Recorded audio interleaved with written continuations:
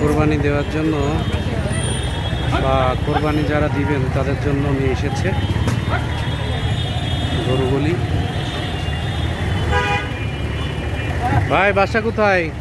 ভাই জামালপুর জেলা। গরু নিয়ে আসছেন ওখান থেকে? কয়টা নিয়ে আসছেন? 12টা। বিক্রি হয়েছে কয়টা? একটাও না। ও, হাট তো এখনো লাগেনি। না নাগে নাই। তবে আচ্ছা। ইনশাআল্লাহ মোটামুটি ভালোই চলবে। গরু আমদানি হয়েছে কেমন? মোটামুটি ভালোই। আরো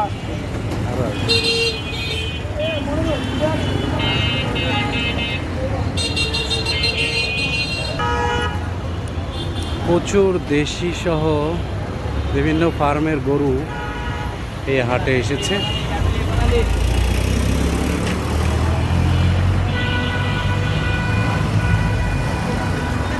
আপনারা দেখতে পাচ্ছেন এখানে একটি সাইনবোর্ড আছে, লেখা আছে বিশাল গরু ছাগলের হাট। আমরা এই হাটের মধ্যে প্রবেশ করব।